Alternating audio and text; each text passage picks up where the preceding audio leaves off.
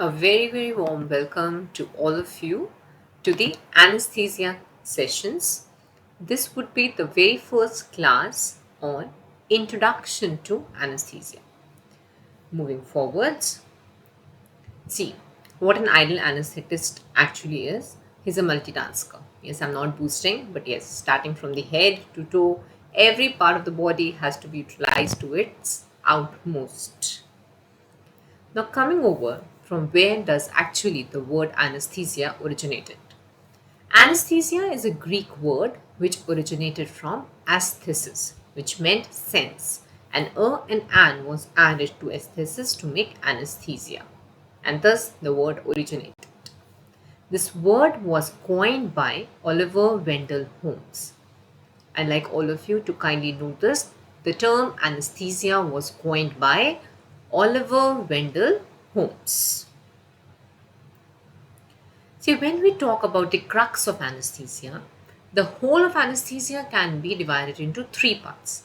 The first is the pre-operative optimization of the patient or evaluation of the patient before the surgical procedure. Second is the intraoperatively the best possible care that you can provide to the patient. And lastly, the post-operative care of the patient after the surgical performance.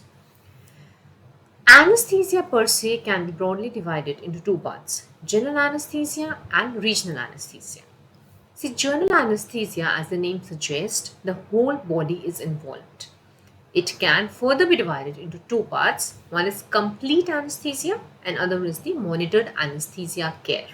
And there is only a gray zone between these two. See, by complete anesthesia, we mean we are putting the patient under a condition of controlled unconsciousness. The patient is totally under your control. Whereas when we talk about monitored anesthesia care, it means conscious sedation. MAP is a very new term which has been introduced in anesthesia, which means conscious sedation. Going a little further in it, see, by general anesthesia, we mean we have complete loss of the protective reflexes. The patient is unable to maintain his or her airway. The patient is not arousable by any verbal or painful stimuli. But when we talk about conscious sedation, the patient is sedated, but the airway and the gag reflexes are maintained, and the patient can respond to verbal as well as painful stimuli. Coming over to what are the components of general anesthesia. See, general anesthesia has a pentad, and such questions come, for example, which of the following is not true for general anesthesia? First, loss of consciousness. Patient is under the state of controlled unconsciousness. Second pentad is amnesia. Under general anesthesia, patient has enterograde amnesia, that is, the patient does not remember the surgical procedure or what happened on the operation theatre. Third, muscle relaxation. To be more specific, it is skeletal muscles which are relaxed, not smooth or cardiac muscles. Analgesia, the patient has to be pain-free. And lastly, the reflex responses. All your protective reflex responses, which include your airway, laryngeal, your swallowing reflex, your cough reflex, all these reflexes are lost. Now, coming forward, what does regional anesthesia mean? See, we are only briefly talking about general and regional anesthesia in this introductory class. Further details will come in the upcoming classes. When we talk about regional anesthesia, it can be of three types. One is central neuraxial block. In central neuraxial block, we deposit the drug, that are your local anesthetics, into the CSF, cerebrospinal fluid. And after introduction into the cerebrospinal fluid, these drugs act on the spinal and the spinals, dorsal and the ventral nerve roots and anesthetize a specific region of the body. The whole region of the body is anesthetized. For example, generally central neurexal blocks are used for infraumbilical surgeries, that are the lower limb surgeries. Yes, these days the use of central neurexal block has been extrapolated, but mostly it is used for infraumbilical surgery by anesthetizing the dorsal and the ventral nerve roots. Coming over to peripheral nerve blocks. As the name suggests, peripheral nerve block means that a specific area, or actually dermatome, is anesthetized. We have the loss of sensory perception of a specific dermatome which is supplied by a specific nerve. For example, you can block your sciatic nerve. So the dermatome that is supplied by sciatic nerve will get anesthetized. You can block the brachial plexus. All the area of the upper limb which is supplied by brachial plexus will get anesthetized. Moving over, third is local infiltration. By local infiltration, only a very small area loses its sensation. Like we are infiltrating the local anesthesia into the gum, so only a very small portion of the gum will lose the sensations. Then coming forward to another term which is very frequently used in anesthesia, this is the balanced anesthesia. The balanced anesthesia term was coined by John Lundy and Ralph Water.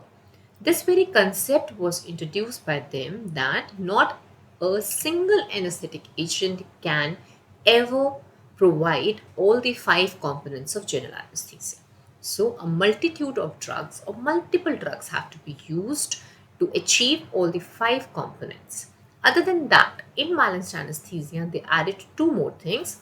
One was the maintenance of normal hemodynamics, and physiological homeostasis has to be maintained when we talk about balanced anesthesia. In briefly, if I tell you, the various components of general anesthesia, like unconsciousness, the patient is unconscious by using your induction agents, that are your intravenous anesthetic agents or inhalational agents. Then the muscle relaxation can be given by skeletal muscle relaxants.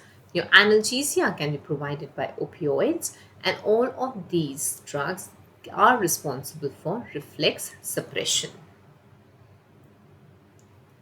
When we come forward to what an ideal anesthetic technique means, see, when the word ideal comes now, it means everything has to be too perfect.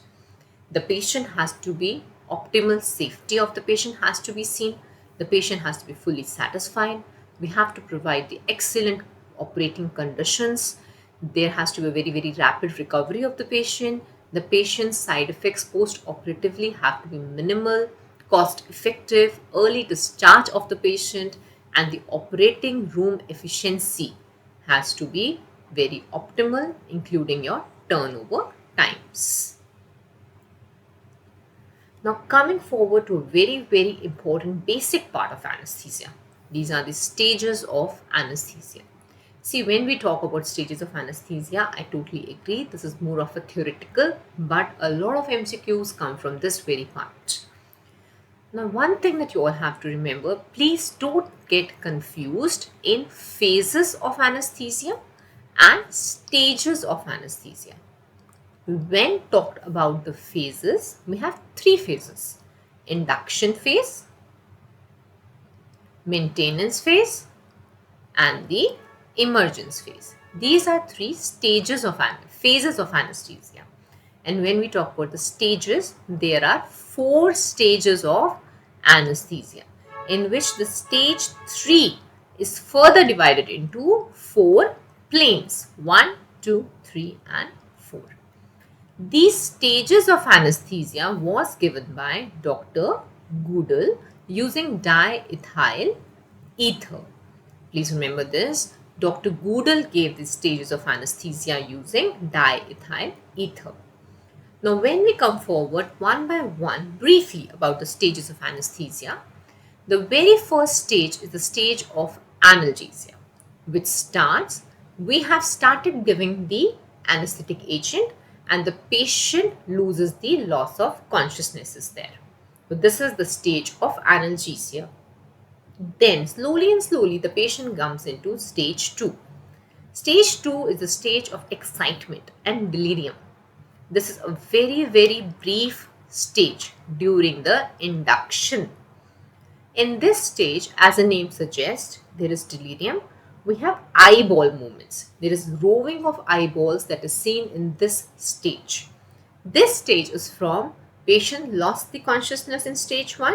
So starting from the loss of consciousness to beginning of regular respiration. Still the patient has spontaneous breathing and the breathing has become quite regular. The importance of this stage lies in the fact that the first reflex is lost in this stage. That is your eyelid reflex. Yes, the very first reflex to get obtunded is your eyelid reflex. Coming to the stage 3, that is stage of surgical anesthesia. And this is the stage we intend the patient to be in. It starts from onset is beginning of regular respiration and it finishes when there is cessation of spontaneous breathing. This is your stage of surgical anesthesia in which all the surgeries are performed. Now in this stage, further there are 4 planes, 1, 2, 3 and 4. Out of which you all have to remember that plane 3 is the best plane to intubate the patient and to keep the patient, maintain the patient throughout the surgery. Plane 3 of stage 3. I repeat, plane 3, stage 3. It is where we intend the patient to be in. Of course, remembering everything will be a bit difficult. So very briefly telling about, in these very planes, your pupils get dilated and slowly from regular respiration, we have cessation of respiration. First, you have your respiratory paralysis is there. Then from respiratory paralysis, you have the whole respiratory paralysis. And eventually, you have intercostal paralysis. And there is cessation of spontaneous breathing. And when we talk about the reflexes, the very first reflex, eyelid reflex, is already lost. And slowly and eventually, we keep on losing the reflexes. We lose the corneal reflex, then the swallowing and laryngeal reflexes are lost. The patient is not able to maintain his airway. And lastly, the last reflex to get lost is your cuff reflex or your cranial reflex. Please remember, all these reflexes that we lose are lost in a chronology order. First, eyelid reflexes get lost, then your corneal, your swallowing and laryngeal, and eventually your cuff reflex. That's your final reflex that is obtunded is your cuff reflex. The stage 4 is the stage of medullary paralysis. We don't want the patient to reach this state. That is fully dilated and fixed pupil. The pupils are unreactive in this stage. The patient has to be maintained in stage 3 and the patient should not be in stage 4. One trick question here comes is that sometimes the last reflex that we lose is the cranial reflex, but sometimes when cranial reflex is not in the option, we can even go for anal sphincter reflex. Even this is one of the last reflexes to obtund. Now, when we talk about the emergence part, this was the induction and the maintenance part. When the patient is recovering from anesthesia, the recovery is always in opposite direction. The return of reflexes is always in the opposite direction. The very first reflex to come is the cuff reflex and the last reflex to come back is your eyelid reflex. The first reflex to go is eyelid, last to go is cranial or anal sphincter, and return of reflexes is always in the opposite direction. These are the stages of anesthesia. Now let's quickly revise whatever we have studied in this very class. The anesthesia term was coined by Oliver Wendell Holmes. The 5 components of general anesthesia: loss of consciousness, analgesia, muscle relaxation, anterograde amnesia, and loss of reflex responses. Type of anesthesia, we have two types, general anesthesia and regional anesthesia. General anesthesia, we have complete general anesthesia and conscious sedation. In regional anesthesia, you can have central neuraxial block, your peripheral nerve blocks, and your local infiltrations. Term balanced anesthesia was given by John Lundy and Ralph Water. Ideal anesthetic technique, everything too perfect. Who gave the stages of anesthesia using which agent? Dr. Goodall, using your diethyl ether. The chronology of reflex loss. The first reflex to get lost is your eyelid reflex, and the last is your carinal reflex. And when emerging, it is always in the opposite direction. And which stage corresponds to surgical anesthesia? Plane 3 of stage 3. That was all about the introductory part of the anesthesia. Moving forward to the next sessions. Thank you.